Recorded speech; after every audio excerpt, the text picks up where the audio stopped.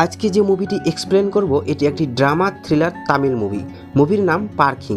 নাম শুনেই কেমন যেন একটা লেগে যাচ্ছে, তাই না?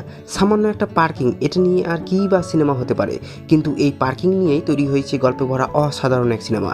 এই গল্পে আমরা জানতে পারবো যে বয়সের সাথে সাথে মানুষের জ্ঞান, বুদ্ধি, চিন্তাধারা এগুলো পাল্টায়, কিন্তু বিষয়টা যখন স্বার্থের উপর হয়ে যায় তখন জ্ঞান, বুদ্ধি, চিন্তাধারা এগুলো সব ভুলে গিয়ে মানুষ একে অপরের হিংস্র হয়ে যায়। তখন তারা নিজের সুবিধা ছাড়া আর কিছুই বোঝে না। তো শুরু করছি আজকের গল্প। শুরুতেই দেখতে পারি নতুন ভাড়াটিয়া মানে ঈশ্বর যে ফ্ল্যাটটি ভাড়া নেবেন সেটি দেখতে এসেছেন এবং ফ্ল্যাটের ম্যানেজার ঈশ্বরকে ফ্ল্যাটটির বর্ণনা দিচ্ছেন। ফ্ল্যাটটি দেখা হয়ে গেলে ঈশ্বর নিচে এসে তার স্ত্রীর সাথে ফোনে কথা বলেন এবং বলেন যে ফ্ল্যাটটি ভালোই আছে, কিন্তু নিচের ফ্ল্যাটে একটা পরিবার থাকে, তোমার জন্য সেভ হবে। কেন সেভ হবে পরে বুঝতে পারবেন বলে একটি ছবি তুলে তার স্ত্রীকে পাঠিয়ে দেয়। আর সিন চলে আসে পরের দিন সকালে। আর আজকেই ঈশ্বর ও তার স্ত্রী তাদের নতুন ফ্ল্যাটে উঠছেন। এই যে ইনি হচ্ছেন ঈশ্বরের স্ত্রী আর্থিকা। ঈশ্বর তাকে ভালোবেসে আর্থি বলে ডাকে, তো আমরাও তাকে এখানে আর্থি বলে ডাকবো, তাহলে বলতে সুবিধা হবে। তো আর্থি তাদের ঘরটাকে একটু সাজাচ্ছিল, তখনই ঈশ্বর এসে তাকে কাজ করতে মানা করে, কারণ আর্থি 5 মাসের প্রেগনেন্ট। আর এই জন্যই আর্থির জন্য এই ফ্ল্যাটটি সেভ হবে কথাটি বলেছিল, কারণ নিচের ফ্ল্যাটে একটা পরিবার থাকে, কিছু অসুবিধা হলে তার পাশে আসবে। তো যাই হোক, আর্থি তাকে বলে জিনিসপত্রগুলো সাজানোর আগে একটু নিচের পরিবারের সঙ্গে দেখা করে আসি চলো। তার মানে এদের ফ্ল্যাটটি দোতলায় অবস্থিত। এদিকে ডোরবেল বাজাতেই বেরিয়ে আসে অপর্ণা, মানে এই ঘরের মেয়ে। আর্থি তাকে সম্বোধন জানিয়ে বলে আমরা উপরে ঘরে নতুন লোক এসেছি। সঙ্গে সঙ্গে ঘরের ভেতর থেকে অপর্ণার বাবা বলে ওঠে, কে এসেছে বেটি? অপর্ণা বলে উপরের ঘরে নতুন লোক এসেছে বাবা। তার বাবা বলে তাদেরকে ভিতরে আসতে বলো। এই যে ইনি হচ্ছেন অপর্ণার বাবা মানে ইলাম পারথী, আর ইনি হচ্ছেন ইলাম পারথীর স্ত্রী সেলভি মানে অপর্ণার মা। ইলাম পারথী একটু হিসেবি টাইপের লোক, বাজে খরচ একদমই করেন না। দেখতে পাচ্ছেন নিজেই রেডিওটা ঠিক করতে বসে গেছে। তো তারা এখন চা পান করতে করতে আলাপ পরিচয় হবে, তো তারা পরিচয় হোক, আমরা সামনের দিকে এগোই। তো পরদিন সকালবেলা ইলাম পারথী তার কেটিনটাকে মুছে চকচক করাচ্ছেন, অফিসে যাবেন তাই। তো অফিসের জন্য বেরোবেন, ঠিক তখনই ঈশ্বরও বেরো হয় অফিসে যাওয়ার জন্য। তো আবার তাদের মধ্যে একটু হাই হ্যালো হয়ে যায়। ইলাম পারথী বলে ব্রো আপনার একটা কেটিএম নেই? ঈশ্বর বলে না স্যার, যাওয়া আসা করার জন্য কোম্পানি থেকে একটা বিএমডব্লিউ দিয়েছে, তাই কেটিএমের প্রয়োজন হয় না। ইলাম পারথী বলে তবুও এমার্জেন্সির জন্য একটা কেটিএম থাকা ভালো। তো ঈশ্বর বেরিয়ে পড়ে, ঠিক তখনই এসে হাজির হন ইলাম পারথীর শালাবাবু। তো এখানে তার নাম বলা হয়নি, তো আমরা তাকে এখানে বিল্টু বলে ডাকবো, তাহলে বলতে সুবিধা হবে। তো সে কিছু প্রসাদ নিয়ে এসেছে। কিসের প্রসাদ? সে গিয়েছিল তিরুপতি, তার জামাইবাবু যাতে ভালোভাবে থাকে তার কামনা করার জন্য। বুঝতে পারছেন, এরকম শালাবাবু পেতেও কিন্তু একটা কপাল লাগে। তো তোমাদেরকে এখানে একটা কথা বলি, তোমার জন্য কেউ কিছু করছে, এর পিছনে নিশ্চয়ই কিছু একটা ঝোল আছে, এমনি এমনি কেউ কিছু করবে না। তো এখানে কি ঝোল আছে সেটাই এখন জানবো। আসলে ইলাম পারথী টাউন পঞ্চায়েতের একজন এক্সিকিউটিভ অফিসার, তাই বিল্টুর ইচ্ছা কোনো একটার কন্ট্যাক্ট তাকে দেওয়া হোক, যাতে সে সেখান থেকে একটা ভালো পরিমাণের ইনকাম করতে পারে। তাই সে আজ জানতে এসেছে যে পাবলিক টয়লেটের কন্ট্যাক্টটা তাকে ছেড়ে অন্যজনকে দিয়েছে কিনা। ইলাম পারথী বলে তুমি টেন্ডারে ঠিকঠাকভাবে কোটেশন পেশ করোনি, তো কীভাবে পাবে? বিল্টু বলে আমি তো ভালোভাবেই কোটেশন জমা করেছিলাম, কিন্তু কে শোনে তার কথা? ইলাম পারথী তার মেয়েকে ডাকে, অপর্ণা তাড়াতাড়ি আসো। অপর্ণাকে কলেজে রেখে ইলাম পারথী অফিসে যাবে। আসলে ইলাম পারথীর ইচ্ছা পাবলিকের টাকা পাবলিক পাক, তাই তাদের ভার একজন বিল্টুর মতো লোভী ব্যক্তিকে দিয়ে তার ইচ্ছাটাকে ভাঙতে চান না, তাই তার শালাবাবুর কথায় কান্না দিয়ে বেরিয়ে পড়ে অফিসে যাওয়ার জন্য। আর এদিকে ঈশ্বরও জয়েন করে তার নতুন কোম্পানিতে। এইভাবে অফিসে যাওয়া, অফিস থেকে এসে পরিবারের সঙ্গে সময় পার করা, মাঝে মধ্যে দুই পরিবার একসঙ্গে ডিনার করা, এইভাবে তাদের দিন ভালোভাবেই চলছিল। তো একদিন ঈশ্বর আর্থিকে হাসপাতালে নিয়ে যাওয়ার জন্য একটা ট্যাক্সি বুক করে, কিন্তু সেই ট্যাক্সির চাকা লিক হয়ে যাওয়ার কারণে আসতে পারে না। তাছাড়া অন্য আর কোনো ট্যাক্সিও ছিল না, তাই বাধ্য হয়ে তাদের অটোতে যেতে হয়।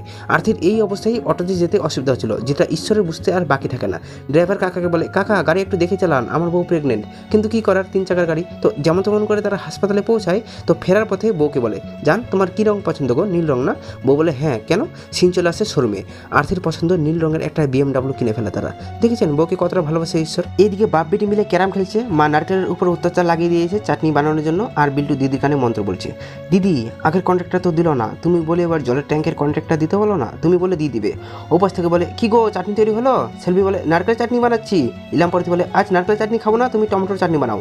এই তো সেলভির রাগ উঠে গেছে, এমনিতে গরম, তারপর এই বুড়োর ভেজাল। তো রাগটা এখন ঝাড়বে কার উপর? ঝেড়ে দিল তার ভাইয়ের উপর। দেখো কি চাটনি বানাতে হবে সেটাও ওই ঠিক করে, আমাকে বলে কিছু হবে? যা বলার ওকে বলো। এদিকে বাপ বেটি ক্যারাম খেলতে খেলতে ডোরবেলের শব্দ শুনতে পাই। বেরিয়ে এসে দেখে আর্থি বলে আঙ্কেল আমরা নতুন গাড়ি নিয়েছি, তাই আপনার বাইকটা যদি একটু সাইডে করেন তাহলে আমাদের গাড়িটা পার্ক করতে পারবো।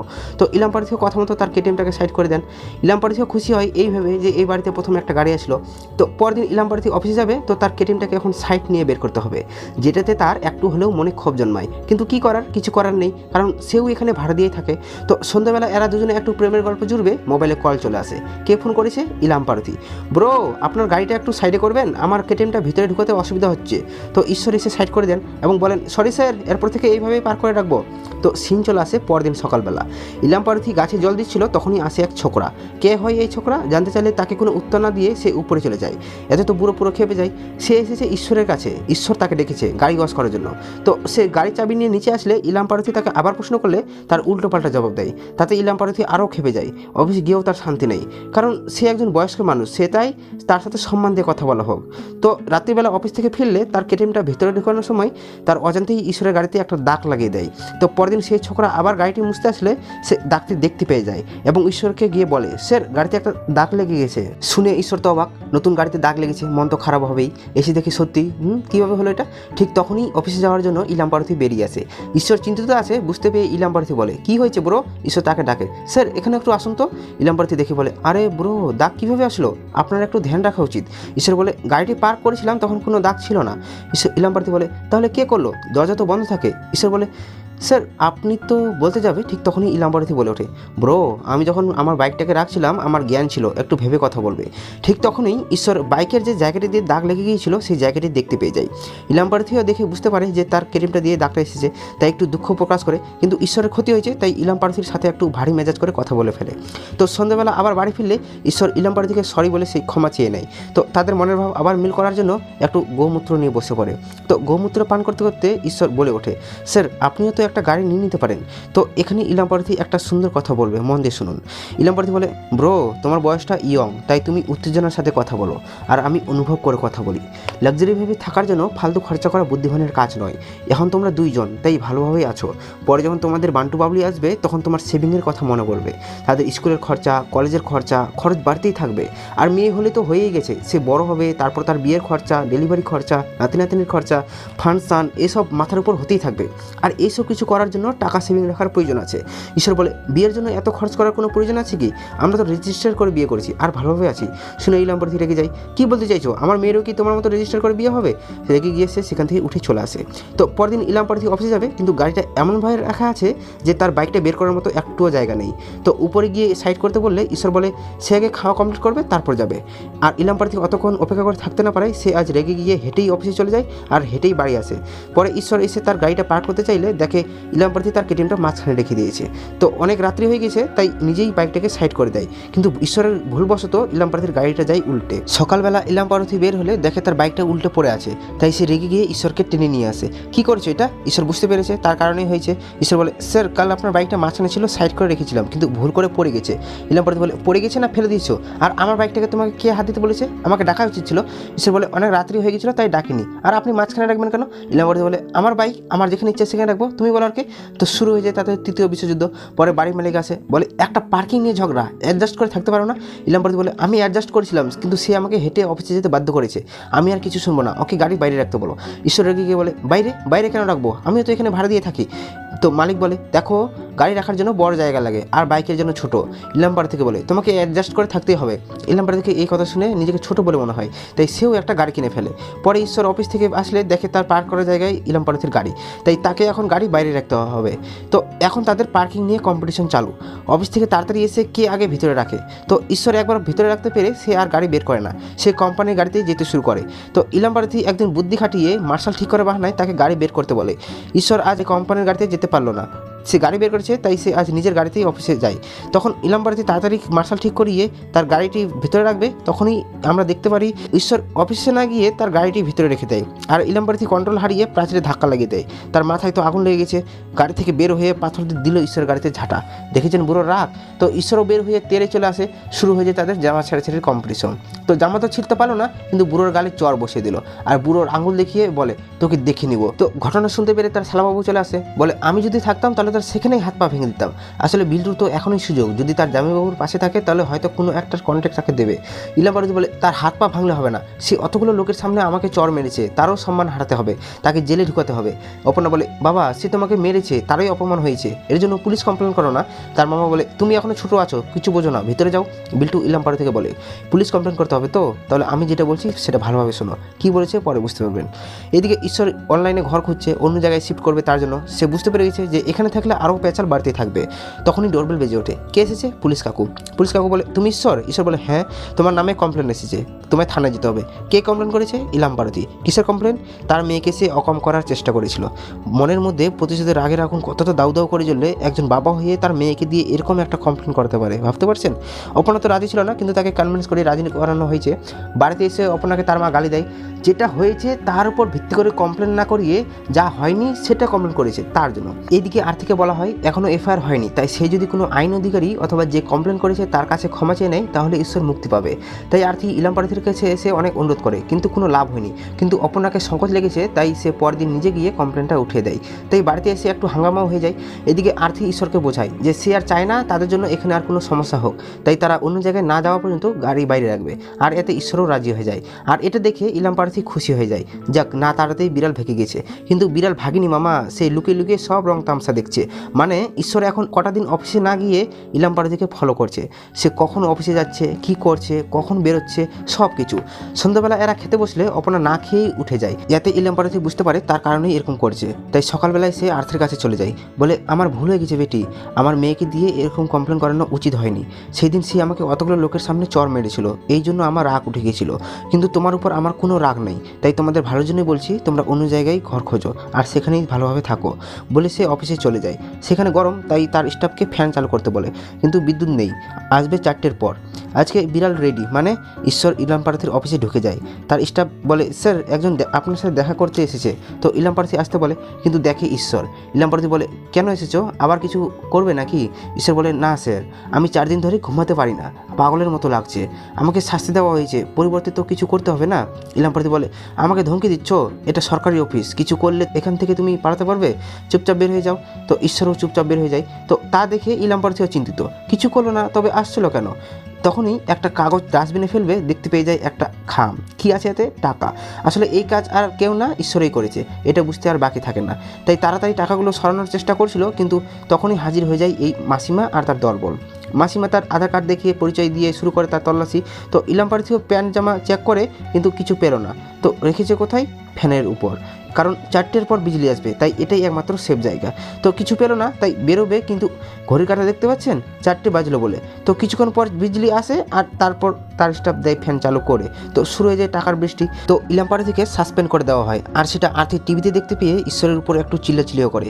কিন্তু ইলাম পার্বতীর রাগ উঠে গেছে মাথার উপর। সে আজ রাতে ঈশ্বরের গাড়ির নাট ঢিলে করছে, যাতে সে দুর্ঘটনা করে। ভাবতে পারছেন কতটা রাগ উঠলে একজন মানুষ আরেকজনের মৃত্যুর জন্য ফাঁদ পাতে? তো সকালবেলা ঈশ্বর বেরোবে, তার অপেক্ষা করছে ইলাম পার্বতী। কিন্তু দুর্ভাগ্যবশত আজ সে একা না, আর্থিও যাচ্ছে তার সাথে হাসপাতালে চেক আপের জন্য, যেটা দেখে সে ভয় পেয়ে যায়। কারণ সে চেয়েছিল শুধু ঈশ্বরের ক্ষতি হোক, আর্থির না। এদিকে গাড়ির নাট খোলে আর ইলাম পার্বতী চিন্তায় পড়ে যায়, এবং কিছুক্ষণের মধ্যেই ঈশ্বর গাড়ির কন্ট্রোল হারিয়ে ফেলে। কিন্তু তাদের ভাগ্য ভালো, একটুর জন্য প্রাণে বেঁচে যায়। তো তারা হাসপাতালে আসে। ডাক্তার বলে, ভাগ্য ভালো, আকাম হয়নি, সে ঘাবড়ে গেছে, তাই একটু পরে নিয়ে যেতে পারো। ঠিক তখনই ফোন করে গাড়ির সার্ভিস সেন্টার থেকে, বলে গাড়ির পাংচার হয়েছিল নাকি, কারণ চাকার নাটগুলো ঝিলে ছিল, সেই জন্যই চাকা বেরিয়ে আসছিল। ঈশ্বর ভাবতে থাকে কেন এরকম হলো। ঠিক তখনই মনে পড়ে রাত্রির কথা, গাড়িতে কেন শব্দ হয়েছিল। তখন খেয়াল করেনি, তবে এখন বুঝতে পারলো। তো আর কি, বাড়িতে এসে শুরু করে হাঙ্গামা। তাদের সামনেই গাড়ির কাজ ভাঙতে শুরু করে, কিন্তু ইলাম পার্বতী কিছু বলার সাহস পায় না। সেলভি মানা করে সে কেন এরকম করছে। ঈশ্বর বলে, আমি তো গাড়ি ভাঙছি, কিন্তু সে আমাদের গাড়ির নাট ঢিলে করে আমাদের মারার ফাঁদ পেতেছিল, একটুর জন্য মরতে মরতে বেঁচে গেছি। আরে আমার বউ প্রেগনেন্ট, একটু হলেও মনুষ্যত্ব বোধ আছে কি? আমার মন করছে তোকে এখনই জিন্দা জ্বালিয়ে দেই। বুড়ো কম না, সে আবার পুলিশ কমপ্লেন করতে যায়, কিন্তু সেলভি বাধা দেয়, বলে এখন কিসের কমপ্লেন করতে চাও? সে আমার হাত ধরেছিল এটা বলবে। তো শুরু হয়ে যায় তাদের মধ্যেও হাঙ্গামা। বলে, আমার বাড়িতে থেকে আমার উপর কথা। অপর্ণা বলে, তো আমরা তোমার কেউ না? সেলভি বলে, চলো এই বাড়িতে আর আমরা থাকবো না। বলে মা বেটি এই বাড়ি থেকে বেরিয়ে যায়। এদিকে ঈশ্বর ঠিক করে যে সে আর এই বাড়িতে এক মুহূর্তও থাকবে না, তাই অন্য জায়গায় গিয়ে ঘরও ঠিক করে ফেলে। তো সন্ধ্যাবেলা মাথার চিন্তা একটু দূর করার জন্য গৌমূত্র পান করতে আসে। এদিকে বাড়িতে আর্থি একা, বৃষ্টি হচ্ছে, জানালা দিয়ে ছিটে পড়া ঢুকে যাচ্ছে, তাই জানালাগুলো বন্ধ করতে যায়, কিন্তু পিছলে পড়ে যায়। আহারে। এদিকে ঈশ্বর আসে, কিন্তু সে উপরে না গিয়ে ইলাম পার্বতীর কাছে যায়। ঈশ্বর বলে, আমরা এখান থেকে চলে যাচ্ছি, কিন্তু আপনার ভয়ে যাচ্ছি এটা ভাববেন না। আমি আমার স্ত্রীর জন্য যাচ্ছি, শান্তির জন্য যাচ্ছি। সব কিছু এখানেই শেষ করা হোক, আর আপনার কোনো দিনও মিলব না। কিন্তু এরপরেও যদি আপনি আমাদের পিছু রক্ত করার চেষ্টা করেন, তাহলে আপনার বয়সের বিবেচনা করব না, এটা ভালো করে বুঝে নিন। দিল ঈশ্বরের মাথা ফেটে। বুড়ো বলে, আমার উপর নাটক লাগাচ্ছ? আমি বুড়ো হয়েছি তো কী হয়েছে? তোর সঙ্গে তোর পরিবারকেও শেষ করে দেবো। দেখেছেন বুড়োর পাওয়ার? তো দরজা বন্ধ করে ঈশ্বরকে কোথায় টেনে নিয়ে যাচ্ছিল, আর্থি হাতে ফোন পেয়ে ঈশ্বরকে ফোন করে। ইলাম পার্থী কাটতে চেয়েছিল কিন্তু রিসিভ হয়ে যায়। আরতি ঈশ্বরকে তাড়াতাড়ি যেতে বলে। সে পিছলে পড়ে গেছে, তার দম বন্ধ হয়ে আসছে, জল ভেঙে গেছে। এখন বুড়ো চিন্তিত, কি করবে বুঝতে পারছে না। আরতির উপর তার অবশ্য কোনো রাগ নেই, তাই সে সঙ্গে সঙ্গে উপরে যায়। দেখে সত্যিই আরতির খুবই করুণ অবস্থা। সিন চলে আসে ঈশ্বরের কাছে। ঈশ্বরের জ্ঞান ফিরেছে, তখনই আসে ইলাম পার্থী, দেখে ঈশ্বর নেই। এইদিকে ঈশ্বর দরজা বন্ধ করে সেই FM রেডিওটা চালিয়ে ভয়ানক ভঙ্গিতে দাঁড়িয়ে গেছে। আজ বুড়ো রেহাই নেই। তো শুরু করে বুড়োকে পেটানো, পিটিয়ে তাকে অজ্ঞান করে ফেলে। তো এটা একটা দুর্ঘটনা ছিল, তা পাবলিককে বোঝানোর জন্য গ্যাসের ট্যাঙ্কি অন করে হিটারের ভিতর মোবাইল ঢুকিয়ে দেয়, যাতে সবাই বুঝতে পারে ব্লাস্ট হয়ে যাওয়ার কারণে তার মৃত্যু হয়েছে। বাইরে থেকে তালা লাগিয়ে চাবি ফেলে দেয়। তারপর উপরে এসে দেখে আর্থি নেই, সব কিছু এলোমেলোভাবে পড়ে আছে। তাকে ফোন করতে চায় কিন্তু পকেটেও ফোন নেই। তো রাস্তায় গিয়ে একজনের কাছ থেকে ফোন চেয়ে কথা বললে নার্স বলে সে হাসপাতালে তার বাচ্চা হয়েছে এবং যে অ্যাডমিট করাইছিল সেও নেই। ঈশ্বর বলে কে এসে? নার্স বলে পেশেন্টের বাবা, তার নাম ইলাম পার্থী। শুনে ঈশ্বর সঙ্গে সঙ্গে ইলাম পার্থীর কাছে ছুটে যায় তাকে বাঁচাতে, কারণ যাকে সে মৃত্যুর ফাঁদে রেখে দিয়েছে সেই ব্যক্তি তার স্ত্রীর, তার বাচ্চার আজ জীবন বাঁচিয়েছে। এসে দরজা খোলার জন্য অনেক চাবিটা খোঁজাখুঁজি করে কিন্তু পায় না। শেষে বুদ্ধি করে লাইনের ঘোড়াটা নামিয়ে দেয় যাতে হিটার মেশিন বন্ধ হয়ে যায়। সিন চলে আসে হাসপাতালে। ঈশ্বর মন ভরে তার বাচ্চাকে দেখে, তারপর ইলাম পার্থীর কাছে গিয়ে ক্ষমা চেয়ে নেয়। কিন্তু ইলাম পার্থী বলে, তোমার বয়সটা খুব জোর 28, কিন্তু আমি 60 বছরেরও বেশি। আমার সহ্য করার ক্ষমতা নেই, তো তোমার কিভাবে থাকবে? যদি আমি সহ্য করে নিতাম তাহলে আমাদের এই হাল হতো না। আমি অনেক নিজ ব্যবহার করেছি, এটা একটা সামান্য পার্কিংয়ের সমস্যা ছিল, আমাকেই অ্যাডজাস্ট করে থাকতে হতো, সরি বেটা। তারপর ঈশ্বর তার স্ত্রীর জীবন বাঁচানোর জন্য তাকে ধন্যবাদ জানিয়ে চলে যায়, আর গল্পটা এখানেই শেষ হয়ে যায়। তো আমার মতামত বেশ ভালো লেগেছে। আসলে আমরা পরিচিত মুখ ছাড়া অন্য স্টারদের সিনেমা দেখতে ভুরু কুচকাই, কিন্তু বিশ্বাস করুন যারা অভিনয় করেছে তারা প্রত্যেকেই নতুন এবং তারা তাদের বেস্ট পারফরমেন্স দিয়েছে। আপনি হয়তো ভাবছেন যে এই একটা ছোট টপিক পার্কিং, এটা নিয়ে আর কী বা হতে পারে, কিন্তু এই একটা ছোট বিষয়কে এরকম হিংস্রভাবে ফুটিয়ে তুলেছে, সেটা হয়তো আপনি না দেখলে বুঝবেন না। একটা সময়ের পর কিংবা একটা বয়সের পর নবীন এবং প্রবীণদের চিন্তাধারার মধ্যে একটা বড় পার্থক্য দেখা যায়। কখনো আমরা তাদের দোষী করি, আবার কখনো তারা আমাদের দোষী করে। সমস্যাটা হয় তখনই যখন দুজনের মধ্যে কেউই কম্প্রোমাইজ করতে রাজি না হয়। খানিকটা সেরকম ঘটনায় দেখতে পাবেন। আমি আর কিছু বলছি না, বাকিটা মুভিতে। তো যাওয়ার আগে একটাই অনুরোধ, যদি আমার ভিডিওটা ভালো লাগে তাহলে একটা থামস আপ দিয়ে যাবেন। ফিরে আসছি নতুন একটি গল্পে, ততক্ষণ টাটা।